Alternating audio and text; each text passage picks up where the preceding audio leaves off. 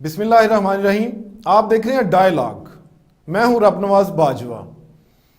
ناظرین، fifth generation وار کیا ہے، ہمارے معاشرے کو کس طرح سے متاثر کر رہی ہے اور اس سے بچنا کتنا ضروری ہے اور اس سے کیسے بچ سکتے ہیں، یہ ہے ہمارا آج کا موضوع. اور اس پہ بات کرنے کے لیے ڈائیلاگ کی ٹیم نے دعوت دی ہے دنیا میں سماجی، معاشی اور ماحولیاتی ایشوز کے ایک بہت بڑے ماہر، ایک بہت بڑا نام، جو کہ ایک دنیا کے ترقی یافتہ ممالک جرمنی، اسپین، فرانس، برطانیہ سمیت مختلف ممالک میں تحقیق میں بہت بڑا کام کر چکے ہیں. پروفیسر محمد شہباز صاحب ہمارے ساتھ موجود ہیں. پروفیسر، ڈائیلاگ میں خوش آمدید. جی بہت شکریہ باجوہ صاحب. پروفیسر صاحب، یہ بتا دیں کہ یہ ففتھ جنریشن وار ہے کیا اور ہمیں یہ کس طرح سے متاثر کر رہی ہے؟ ہاں جی، اس سے پہلے میرا خیال ہے کہ ہم تھوڑا سا فورتھ جنریشن وار کے اوپر آ جاتے ہیں، اور میں خراج تحسین پیش کرتا ہوں اپنے سیکورٹی ایجنسیز کو کہ جنہوں نے بڑے اچھے اور عمدہ طریقے سے فورتھ جنریشن وار جو تھی اس کو انکاؤنٹر بھی کیا، کنٹرول کیا، ختم کیا، اور ساتھ ہمیں وارن کیا کہ اس طرح کے ایشوز جو ہیں وہ آنے والے وقت میں پاکستان کے ساتھ ہو سکتے ہیں. اس کی وجہ یہ ہے کہ ویسٹ جو ہے وہ پاکستان کو بڑی مختلف نظر سے دیکھ رہا ہے. مجھے یہ چھوٹی سی ٹھیک ہے جو کہ میں ایک عالم یا فاضل نہیں ہوں اور میں اس طرح سے ڈبیٹ نہیں کر سکتا اسپیشلی عورت مارچ کے بارے میں.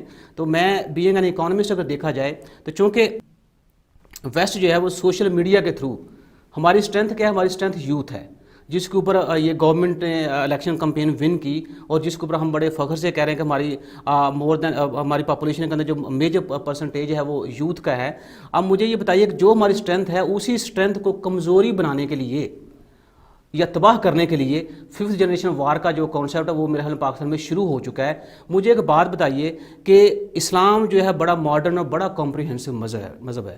اس میں عورت کے حقوق اور مرد کے حقوق دونوں برابر بڑے کلیئر الفاظ میں، واضح الفاظ میں بیان کیے گئے ہیں. تو چونکہ جب ہم اس طرح کی بات کرتے ہیں تو ظاہر سی بات ہم ایجوکیٹڈ لوگوں کی بات کرتے ہیں. وہ ایک علیحدہ بات ہے کہ ہمارے ہاں پاپولیشن جو ہے اتنی ایجوکیٹڈ نہیں ہے، لیکن پھر بھی عورت اور مرد جو ہے دونوں کو اپنے حقوق کے بارے میں پتہ ہے. اور جی ہاں، آپ جب یہ بات کرتے ہیں مجھے یہ بتائیے کہ وہ لوگ جو پاکستان سے باہر بیٹھ کے جن کو یہاں بڑی فکر ہے لوگوں کی، میرا اپنا ذاتی خیال یہ ہے کہ ان کو پاکستان کے اندر بیٹھ کے کام کرنا چاہیے، اور ہم بھی ان کے ساتھ وہ کھڑے ہیں. کیونکہ میرے گھر میں بھی میری ماں ہے، میری بہن ہے، میری بیٹی ہے، جن کی میں پراپر کیئر کر رہا ہوں، ماں کی دعائیں لے رہا ہوں، ماں کے ساتھ اپنے گھر کے سارے معاملہ ڈسکس کرتا ہوں. اپنی بہن کو میں PhD میں نے کروائی ہے. تو اس کا مطلب کہ میرے جیسے ایک عام آدمی جو ہے عورت کی عزت اتنی زیادہ کرتا ہے. اور دوسری بات یہ ہے کہ دیکھیں، میرے پاس اور جنت ہے ماں کی فارم میں، میرے پاس بہترین صدقہ ہے بہن کی فارم میں، میرے پاس اللہ کی رحمت ہے بیٹی کی فارم میں. تو میں یہ کہتا ہوں کہ ہم سے یہ چیزیں سڑکوں کے اوپر آ کے اور میری یوتھ کو منگوا کے نہ چھینی جائیں، کیونکہ یہی وہ کانسیپٹ تھا جس کو میں fifth generation war against Pakistan کہہ رہا ہوں. مطلب کہ اس میں بڑی واضح سی چیز آپ دیکھیں کہ اس دن ہوا کیا کہ دونوں اطراف جو ہیں اگر وہ مل بیٹھیں کسی ایک ٹیبل کو بیٹھ کے دونوں اپنے مسائل ڈسکس کر لیں تو وہ زیادہ اچھا ہے، بجائے کہ سڑکوں کے اوپر احتجاج کیا جائے. اور آپ پھر دیکھیں کہ پچھلے دنوں BBC نے ایک خبر لگائی کہ اسلام آباد میں جو مارچ ہوا اس دونوں مارچ کے اندر پتھراؤ ہوا، تو ویسٹ کو جو چاہیے تھا وہ انہوں نے آئینہ پاکستان کا ڈھونڈ لیا. آپ BBC کے اوپر دیکھیں جو ساؤتھ ایشیا کا چیپٹر ہے اس میں باقاعدہ یہ مینشن کیا ہے انہوں نے کہ آج بھی عورت جو ہے پاکستان کے اندر وائلنس کا شکار ہے. تو مجھے یہ بتائیے کہ پاکستان کے چہرے کو یا پاکستان کی امیج کو ہر طرف سے ہی گندا کیا جا رہا ہے، کبھی ٹیررزم کے نام پہ، کبھی معاشی پالیسیوں کے نام پہ، یا اور بہت سارے جو ہمارے پرابلمز ہیں. اور رہی صحیح کثر جو تھی وہ یہ بھی نکل گئی ہے. تو میری اپنی قوم سے جو اپیل ہے کہ ہمیں اس طرح کی جو اسٹریٹجیز ہیں ویسٹ کی انگینسٹ پاکستان، اس کو بڑے تحمل سے، بڑے پیار سے ہمیں ان کے ساتھ ان کو کنٹرول کرنے کی ضرورت ہے، ان کے ساتھ لڑنے کی ضرورت ہے، تاکہ پاکستان کا اور کوئی مزید گندا امیج جو ہے دنیا میں پیش نہ کیا جا سکے. اور دوسری جو بات ہے دیکھیں، جہاں تک وہ میرا جس و میری مرضی کی بات ہے، حضرت فاطمہ رضی اللہ عنہا کا قول ہے کہ میرے جنازے کو رات کے اندھیرے میں نکالنا تاکہ کسی غیر محرم کی نظر نہ پڑے. تو میرا نہیں خیال کہ میرے پاس اب اس کے بعد اور کچھ بولنے کی ضرورت ہے. یہ بھی اردو میں نے بیان کیا ہے، جو میرا جس میری مرضی ہے وہ بھی اردو میں ہے، اور میری پوری قوم اردو بولتی ہے، اور دونوں جملوں کا مطلب ان کو واضح ہے. پروفیسر صاحب، آپ نے عورتوں کے مسائل کی بات کی، تو اسی ملک میں آنر کلنگ بھی ہے، زبردستی کی شادی بھی ہے، تیزاب پھینکنا بھی ہے، وراثت سے عورت کو محروم کرنا بھی ہے، اس پہ آپ کیا کہیں گے؟ دیکھیں جی، وہ سب سے پہلی بات تو یہ ہے کہ میں کنڈیم کروں گا اس چیز کو کہ جو عورتوں کے اوپر تیزاب پھینکتے ہیں یا وہ زبردستی شادی کرواتے ہیں یا وہ وراثت میں حصہ نہیں دیتے. میرا خیال ہے کہ جب قرآن پاک کے آنر کلنگ جو ہے میں بالکل ان خواتین کے ساتھ کھڑا ہوں، چونکہ جیسے آپ سے میں نے کہا کہ میرے گھر میں میری ماں ہے، میری بہن ہے، میری بیٹی ہے، تو میں ان کو پراپر طریقے سے جو فیسیلیٹیٹ کر سکتا ہوں میں کر رہا ہوں. ہاں، بجائے اس کے ان چیزوں کو آپ کو میرے خیال جو سلوگنز تھے اس کو بھی چینج کرنے کی ضرورت ہے. مطلب کہ ایسے بہت سے سلوگنز تھے جس جو ان الفاظ کو میرا نہیں خیال میں دہرا سکتا ہوں، جس سے جو میننگ تھے وہ بڑے اپوزٹ جا رہے تھے. تو یہ ہمیں میسج کنوے کرنے کی ضرورت نہیں ہے یوتھ کو. کہ آپ دیکھیں اس نوجوانی کے عالم میں ذہن میں اس کو کہہ سکتا ہوں کہ اس قدر میچور نہیں ہوتے جس قدر کے ہونے چاہیے، اور جب بندہ اممیچور ہوتا ہے تو چیزیں ڈائیورٹ، آپ کا ذہن جو ڈائیورٹ ہو جاتا ہے. تو آپ اس ایشو کو بجائے کے سڑکوں کے اوپر لے کے چلتے، اویئرنیس ظاہر سی بات اچھی بات ہے، اویئرنیس دے رہے ہیں. میں خود اپنے گاؤں کے اندر مطلب کہ میں ایک چھوٹی سی ایگزامپل دوں گا کہ میرے اندر سینس آف اویئرنیس یا سینس آف رسپانسبلٹی کتنا زیادہ ہے کہ میرے گاؤں میں ایک خاتون خانہ میرے گھر آ گئی، کہتی شہباز یہ ایک فارم ہے، یہ مجھے فارم فل کر دو. میں نے کہا باجی یہ کیا ہے؟ تو کہتی ہیں یہ بینظیر انکم سپورٹ پروگرام جو ہے نا اس سے 2500 روپیہ مہینہ ملتا ہے، تو تم مجھے فارم فل کر دو، میں جمع کراؤں گا تو پھر مجھے 2500 روپیہ مل جائے گا. میں نے کہا باجی وہ 2500 روپیہ تو نے کیا کرنا ہے؟ کہتی بیٹا میں نے وہ 2500 روپیہ جو ہے نا اپنی دوائی کے لیے استعمال کرنا ہے. تو بلیو می باجا صاحب میں نے وہ فارم پھاڑ دیا، اس لیے نہیں کہ میری اس بہن نے یا میری اس ماں نے جانا تھا بینظیر انکم سپورٹ پروگرام میں پیسے لینے کے لیے، اس لیے کہ میری غیرت نے گوارا ہی نہیں کیا کہ میری بہن یا میری ماں یا میری وہ پڑوسوں جو ہے وہ لائن میں لگے کوئی پیسے لے تو اس کی دوائی کے پیسے جو میں اپنی جیب سے ادا کرتا ہوں اور میں آج تک وہ ادا کر رہا ہوں. دیکھیں ایک سینس آف رسپانسبلٹی جو ہے وہ یہ بھی ہے میرا. تو میں اگر یہ خود یہ ذمہ داریاں پوری کروں تو میرے اب جتنے اڑوس پڑوس میں لوگ ہیں، میرے دوست احباب ہیں، میں ساروں کو عورت کی اس تکریم کے بارے میں ان کو تبلیغ کرتا ہوں، ان کو بتاتا ہوں. بلکہ میں خود جو ہے جب بھی کوئی میرا کام ہوتا ہے گھر کا، سب سے پہلے اپنی ماں کے ساتھ میں ڈسکس کرتا ہوں، میں اپنی بہن کے ساتھ ڈسکس کرتا ہوں، کیونکہ وہ تکریم تو عزت تکریم تو میری نظر میں ہے. جہاں تک رہی بات آپ کے حقوق کی، ہاں جو غیر مناسب باتیں میرے معاشرے میں ہو رہی ہیں عورتوں کے خلاف وہ نہیں ہونی چاہیے. پھر وہی بات دیکھیں، جب تک آپ ایجوکیشن کے اوپر بات نہیں کریں گے، لوگوں کو آپ ایجوکیٹ نہیں کریں گے، یہ پرابلم آپ ختم نہیں کر سکتے. تو یہ ہمارا پرائم ایشو ہے کہ ہمیں ایجوکیشن جو ہے اس کے اوپر ہمیں فوکس کرنا چاہیے، اس کے اوپر ہمیں زور دینا چاہیے. دیکھیں جی 5th جنریشن وار وہی ہے. اگر آپ دیکھا جائے جو سوشل میڈیا کا جو مطلب اندھا دھند اور غیر مناسب استعمال ہے اسی کے اوپر، کیونکہ اب آپ کا مور دین 80% جب سے یہ انٹرنیٹ یا جو موبائل اپلیکیشن یا موبائل عام لوگوں کے ہاتھوں میں آیا ہے، اس وجہ سے انٹرنیٹ کے ساتھ دنیا جو ایک دوسرے کے ساتھ لنک ہو گئی ہے. اب دیکھیں انٹرنیٹ کا استعمال اچھا بھی ہو سکتا ہے، استعمال برا بھی ہو سکتا ہے، یہ ڈپینڈ کرتا ہے استعمال کرنے والے کے اوپر. اب جہاں تو ویسٹ کی بات ہے، ویسٹ نے ہر صورت میں پاکستان کو جو ہے وہ کسی بھی مطلب کہ لیول پہ آ کر انہوں نے اس کو نیچے دکھانا ہے. اور جیسے ہم بات کرتے ہیں کہ ہماری جو اسٹرینتھ ہے یوتھ، اس کا بے دریغ غلط استعمال ہو سکتا ہے اور ہو رہا ہے. ہمیں بس اسی کے خلاف جو ہے وہ ایک دیوار ہو کے کھڑا ہونا ہے کہ ہم نے اپنے یوتھ کو کیسے بچانا ہے اس سوشل میڈیا کے غلط استعمال سے. کیونکہ اب جو آپ کا ہتھیار ہوگا ویسٹ کا وہ سوشل میڈیا ہے، اس کے علاوہ اور کچھ نہیں ہے. پروفیسر نوجوان نسل کو 5th جنریشن وار سے کیسے بچا سکتے ہیں؟ ہم اسے کیسے انگیج کر سکتے ہیں؟ دیکھیں جی نوجوان نسل جو ہے وہ میں ہر اپنے منہ سے یہ بات کرتا ہوں اچھا نہیں لگتا، کیونکہ جس طرح سے میں نے زندگی میں تگودو کی ہے، میرے پاس وسائل نہیں تھے، وسائل نہ ہونے کے باوجود میں نے ماسٹر کیا، میں نے ایم فل کیا، میں نے پی ایچ ڈی کی. آج اللہ کا شکر ہے کہ پاکستان کے جھنڈے کو میں ہر جگہ متعارف کروا رہا ہوں، اور میں اللہ سے دعا کرتا ہوں کہ یا مالک مجھے اور سکت دے اور مجھے طاقت دے تاکہ میں پاکستان کے جھنڈے کو بلند سے بلند جو ہے وہ کروں. تو میرا نوجوان جو ہے بڑا پوٹینشیل ہے میرے نوجوان کے اندر، اور میں اپنے نوجوانوں سے اپیل کرتا ہوں کہ آپ اپنے آپ کو پازیٹیو وے میں استعمال کریں، نہ کہ نیگیٹو وے میں. ہاں سم ٹائم یہ ہوتا ہے کہ چیزیں آپ کرتے ہیں شارٹ ٹرم میں آپ کو وہ بینیفٹس نہیں ملتے جو کہ آپ کو ملنے چاہیے، لیکن اللہ فرماتا ہے کہ میں محنت کرنے والے کا دوست ہوں. تو میرے بھائی جس کا اللہ دوست ہو، میرا نہیں خیال کہ اس کو کسی دنیا میں کسی چیز کی پرواہ ہونی چاہیے. صرف ہمارا کام کیا ہے؟ ہمارا کام یہ سخت محنت کرو، باقی سارا اللہ تعالیٰ کے اوپر چھوڑ دو، کیونکہ یہی میری اسٹریٹجی تھی اور میں ابھی تک یہ کر رہا ہوں. اور اللہ کا میں بڑا شاکر ہوں کہ اللہ تعالیٰ کی ذات میرے چھوٹے چھوٹے سٹیپس کو بڑے بڑے جمپ بنا دیے ہیں. کیوں کہ میرا یہ بلیو ہے کہ میرا کام ہے محنت کرنا، باقی وہ ریوارڈ مجھے جلدی ملتا ہے یا دیر سے ملتا ہے وہ میرے اللہ کے پاس ہے. اور اللہ کہتا ہے کہ میں محنت کرنے والے کی محنت کبھی رائے گاہ جانے نہیں دوں گا.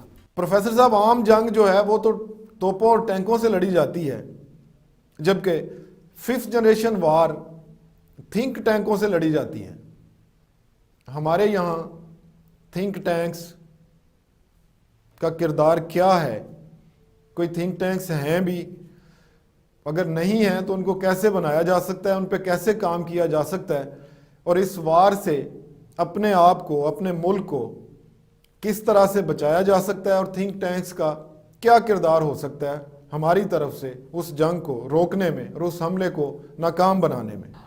جی پریزنٹ سٹیٹس جو ہے آپ اپنی جو آپ کی اکنامک کونسل اس کو آپ دیکھ لیں, چونکہ دیکھیں بات یہ ہے کہ چیزوں کو افیکٹو بنانے کی ضرورت ہے. ایسا نہیں ہے کہ پاکستان کے اندر لوگ نہیں ہیں, ایسا نہیں ہے کہ پاکستان سے باہر لوگ جو ہیں پاکستان کے لیے کام نہیں کرنا چاہتے. پاکستان کے اندر جو لوگ ہیں وہ بھی کام کرنا چاہتے ہیں پاکستان کے لیے.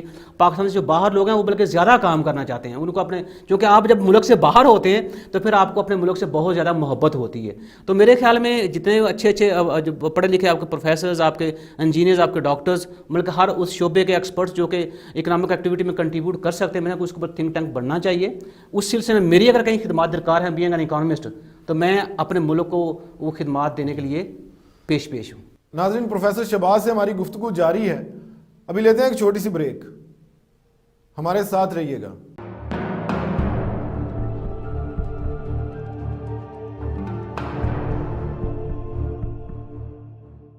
ویلکم بیک ناظرین. بات ہو رہی ہے 5th جنریشن وار پہ. پروفیسر صاحب, فحاشی اور اریانی اور میڈیا اٹیک اور اس قسم کے جو ہیں ہماری فلم انڈسٹری ہو, ہمارے جو ڈراماز ہوں, بالکل ماضی سے قطعاً مختلف ہیں. خواتین بے پردہ اور سوسائٹی میں بوائے فرینڈ گرل فرینڈ کا اس طرح سے کلچر پروان چڑھایا جا رہا ہے, حقیقت میں اس کا گراؤنڈ پہ اس طرح سے وجود ہم نہیں دیکھتے.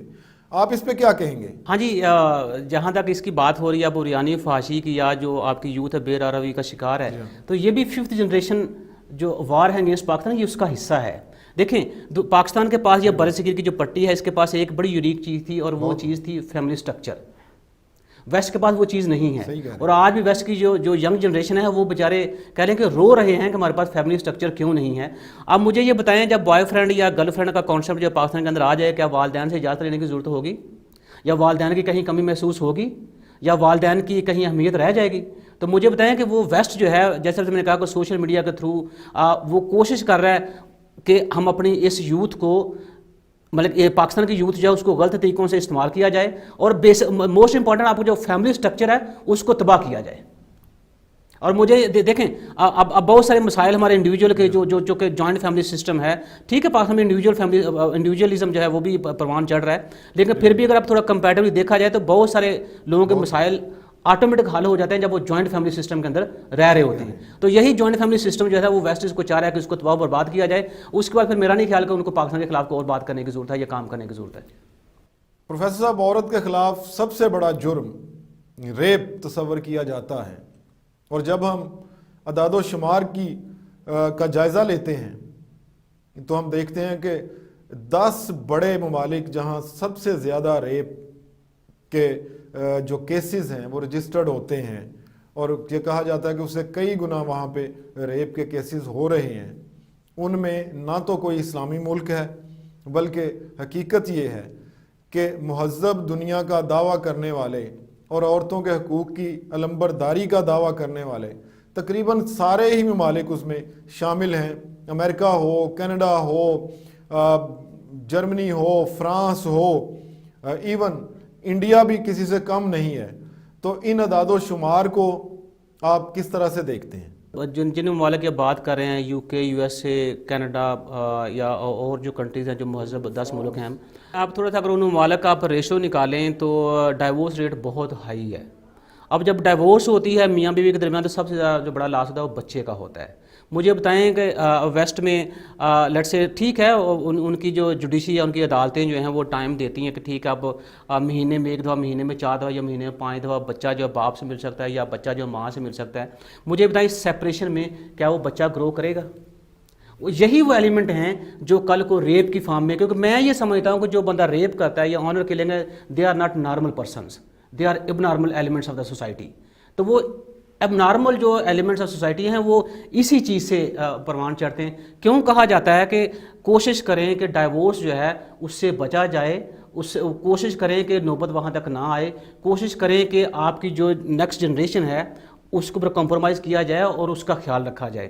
لیکن آپ فرض کرو اسی فارم میں جی ہاں اسی کا خیال نہیں کریں, انڈیپینڈنس میں رہیں گے تو سب سے زیادہ نقصان اب کریں گے فیوچر جنریشن کا, اور وہی فیوچر جنریشن جو ہے بنارول بنے گی, اور وہی آپ کا ریپ اور یہ ساری چیزیں جو ہیں اس میں اپنا کنٹریبیوشن کرے گی. تو اسلام میں جی ہاں جتنی انڈیپینڈنس عورت کو دی گئی ہے دنیا کے کسی مذہب میں نہیں ہے. جی ہاں اور یہ جو نام نہاد انڈیپینڈنس جو یو کے یا اس میں یو ایس اے یا جو آپ کے مہذب ممالک ہیں اس میں جو بات کی جاتی ہے, میرا خیال ہے کہ انہوں نے عورت کو لیگلی میں کہہ رہا ہوں, انہوں نے عورت کو لیگلی پاؤں کی جوتی بنایا ہے انڈیپینڈنس دے کے.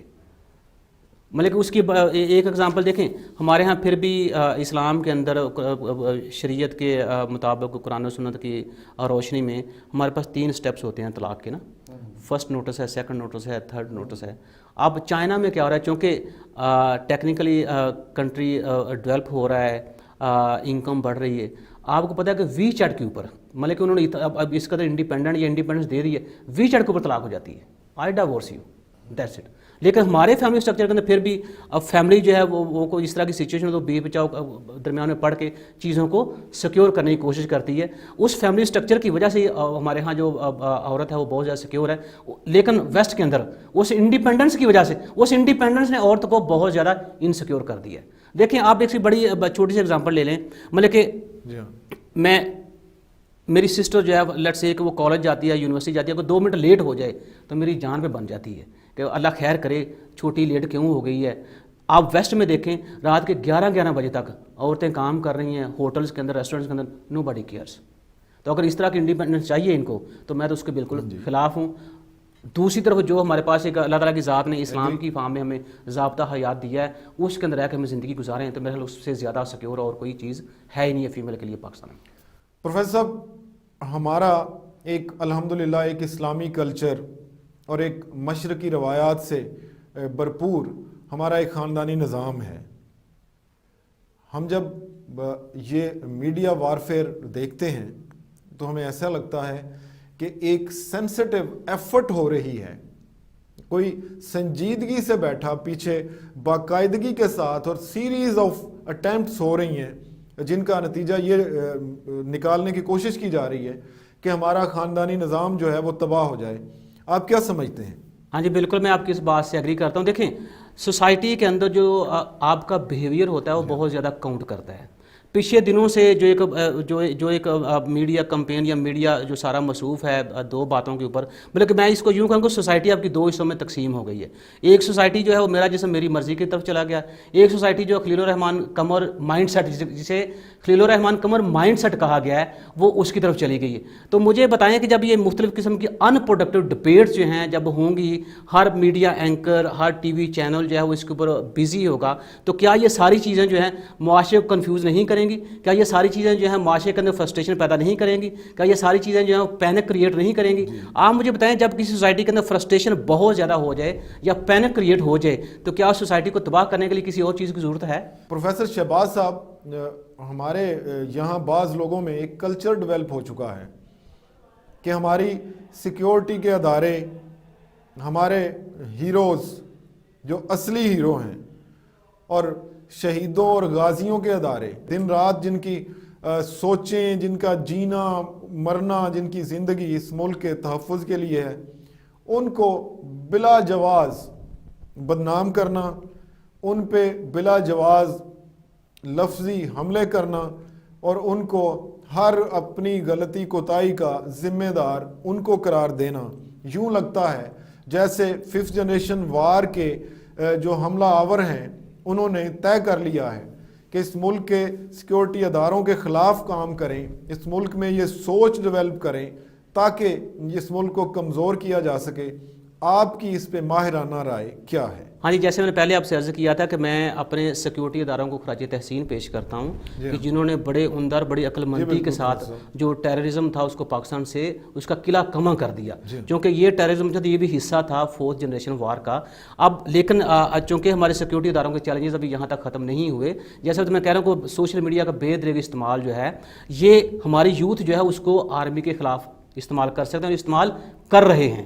تو ہمیں چونکہ اپنی اس پاک سرزمین کو بچانا ہے اور ہمیں آنکھیں کھول کے بیٹھنا ہے تاکہ اس طرح کے جو ان پروڈکٹیو ایلیمنٹس ہیں جو ہماری سوسائٹی میں پینک کریٹ کرنے کی کوشش کر رہے ہیں یا سوسائٹی میں فرسٹریشن بڑھانے کی کوشش کریں، ہمیں ان کا قلعہ کما کرنا ہے. اور اس ففتھ جنریشن وار کے بارے میں ہماری سیکورٹی ایجنسیز نے ہمیں وارن کیا تھا کہ اس طرح کے ایشوز جو ہیں وہ آگے آ سکتے ہیں جس سے پاکستان کی سلامتی کو نقصان پہنچ سکتا ہے. تو ہم کسی بھی قیمت پہ، میرا نہیں خیال کہ ہم کسی بھی قیمت پہ پاکستان کی سلامتی کو نقصان پہنچنے نہیں دیں گے. یہ ہمیں قوم کے ہر بچے ہر فرد کو، ہر میل کو، ہر فیمیل کو اپنے ذہن میں بٹھانا چاہیے. ملک ہے تو ہم ہیں. یہ ملک اگر آج بچا ہوا ہے تو وہ سیکیورٹی ایجنسیز کی وجہ سے بچا ہوا ہے، وہ میرے ان شہداء کی وجہ سے بچا ہوا ہے، وہ میرے وہ آرمی کے نوجوان جو سرحدوں کے اوپر دن رات پہرا دیتے ہیں وہ ان کی وجہ سے بچا ہوا ہے. اور میرا ملک بچا ہوا ہے وہ اگین وہی کہ جو سیکیورٹی ادارے ہیں، سیکیورٹی ایجنسیز ہیں، ان کی وجہ سے جنہوں نے ملک کے اندر سے ٹیررزم کا خاتمہ کیا. پروفیسر صاحب، بہت سارے لوگ ایسے ہیں جو انجانے میں مس یوز ہو جاتے ہیں اور اپنی لا علمی اور نادانی میں وہ دشمن کے ساتھی کا کردار ادا کر رہے ہوتے ہیں. ہم نے بہت ساری مثالیں دیکھی، بہت سارے نوجوان ہمیں اس طرح کے معاملات میں انگیج نظر بھی آئے.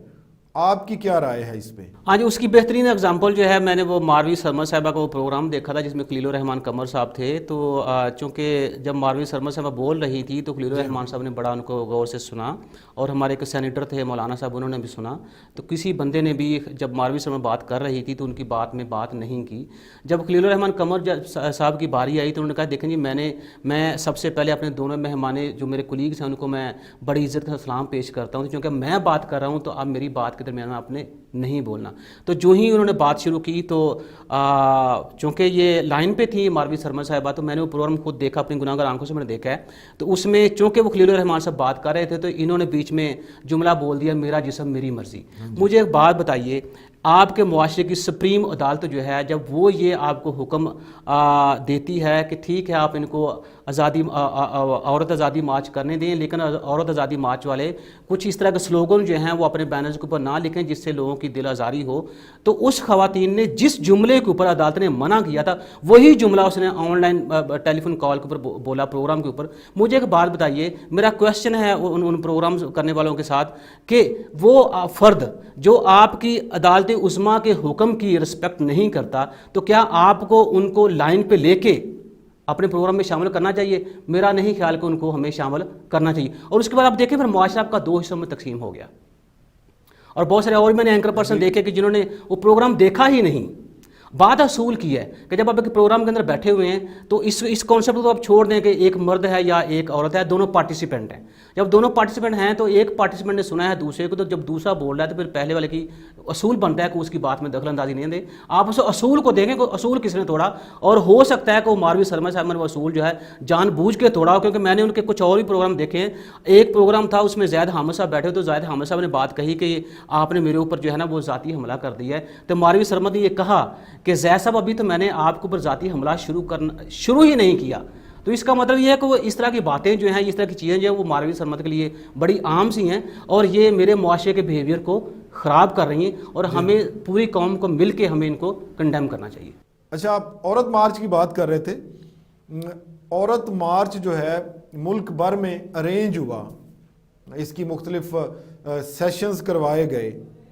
میں آپ سے جاننا یہ چاہوں گا کہ ان کے پیچھے جو فنڈنگ ہے، آپ کیا سمجھتے ہیں؟ اتنی بڑی ایکٹیویٹی یہ لوگ اپنے طور پہ کر رہے تھے یا اس کے پیچھے کوئی فنڈنگ تھی، اور اگر وہ فنڈنگ تھی تو اس کے کیا مقاصد تھے؟ ہاں جی، میرا پہلا کویشچن تو یہ ہے کہ آپ کے سارے شہروں کے اندر عورت مارچ ہوا تو ظاہر سی بات ہے وہ آپ کے وہ موومنٹ جو کلومیٹرز کے اوپر وہ محیط تھی، تو اس کی فنڈنگ کہاں سے آئی ہے؟ کیا ان لوگوں نے پیسہ ملک کے اندر سے اکٹھا کیا ہے یا ملک کے اندر سے لوگوں نے فنڈ کیے ہیں پیسے؟ تو جو میں دیکھ رہا ہوں میڈیا کے اوپر میں نے دیکھا ہے اپنی سوسائٹی کا احتجاج جو ہے، تو میرا تو خیال نہیں ہے کہ یہ پیسہ ان کو کہ ملک کے اندر سے کسی نے فنڈ کیا ہے. ڈیفینیٹلی یہ پیسہ باہر سے آیا. اس کی وجہ یہ ہے کہ جیسے سے میں کہتا ہوں جو ہماری اسٹرینتھ ہے اسی کو ویک کیا جا رہا ہے، تاکہ مطلب کہ معاشی طور پہ ہم ویک ہیں، کوئی بات نہیں، ہم سنبھل جائیں گے، لیکن ایٹ لیسٹ جو ہماری اسٹرینتھ ہے اس کو خراب نہ کیا جائے. جیسے نوجوان ہیں ان کو بڑی آسانی کے ساتھ لبرلائزیشن کی فارم میں یا لبرل سوسائٹی کی فارم میں ان کو مس یوز کیا جا رہا ہے، اور مس یوز ہو بھی رہے ہیں اور ہوں گے. اب ہمارا ایشو یہ ہے کہ ہمیں ان سارے محرکات کو کنٹرول کرنا ہے سوشل انٹیگریٹی کے ساتھ، سوشل کوہیژن کے ساتھ. پروفیسر صاحب آپ نے ایک لفظ یوز کیا سوشل کوہیژن.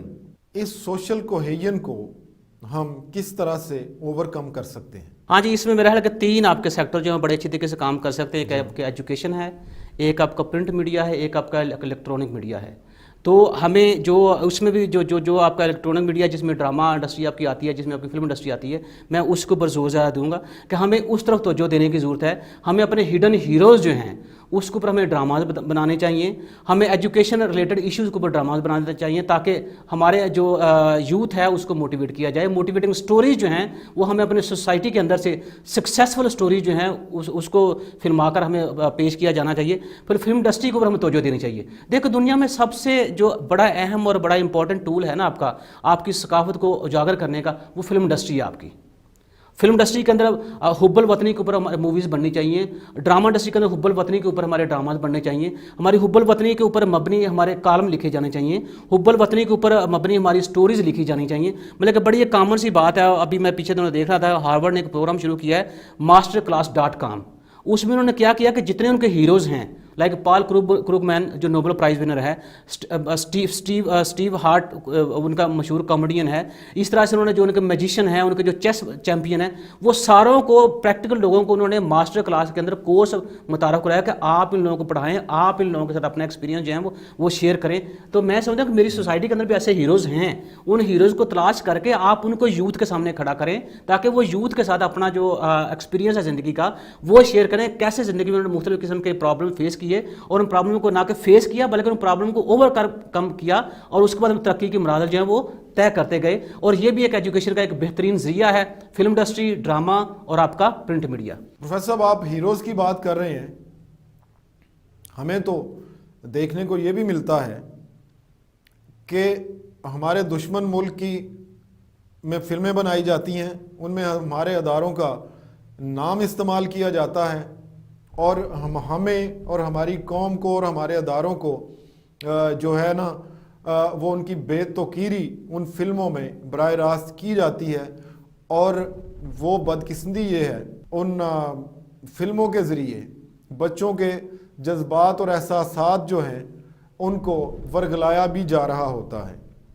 آپ بینگ ایک ریسرچ اسکالر اس پہ کیا سوچتے ہیں؟ دیکھیں جی یہ بھی 5th جنریشن جو ہے اسی کا حصہ ہے، اور گو کہ یہ 1980 سے شروع چلتا آ رہا ہے. سونیا گاندھی نے ایک دفعہ کہا تھا کہ اب ہمیں پاکستان کے اندر ساتھ کچھ جنگ کرنے کی ضرورت نہیں ہے کیونکہ پاکستان کے ہر گھر میں ہمارا ٹی وی بجتا ہے، ہمارا ڈرامہ چلتا ہے، ہماری فلم چلتی ہے. تو اسی طرح سے میں کہتا کہ چونکہ دیکھیں میں ریسرچ کے اندر ایک بات کرتا ہوں کہ ریسرچ کا جواب ریسرچ میں دیا جاتا ہے، گولی کا جواب گولی میں دیا جاتا ہے. تو فلم کا جواب ہمیں فلم میں ہی دینا ہے، ڈرامے کا جواب ہمیں ڈرامے میں دینا ہے. تو ہمیں اپنی فلم انڈسٹری جو پچھلے کچھ سالوں سے زوال کا شکار ہے، ہمیں اس کے اوپر توجہ دینے کی ضرورت ہے تاکہ وہ اس طرح کے جو حب الوطنی کے اوپر مبنی ڈرامے بنائیں، فلمیں بنائیں. ہمارے رائٹر جو ہیں وہ حب الوطنی کے اوپر مبنی سٹوریاں لکھیں، پیش کریں. اور ہیروز جو ہیں ہمارے پاس بہت ہیں، صرف ہمیں ان کو تلاش کرنے کی ضرورت ہے، تلاش کر کے ان ہیروز کو قوم کے سامنے پیش کیا جائے. بڑی خوبصورت بات ہے پروفیسر صاحب. آپ نے 400 تحقیقی مقالے لکھے ہیں، آپ کی ایک بک چھپ چکی، 5 کتابیں مزید چھپنے کے پروسیس میں ہیں.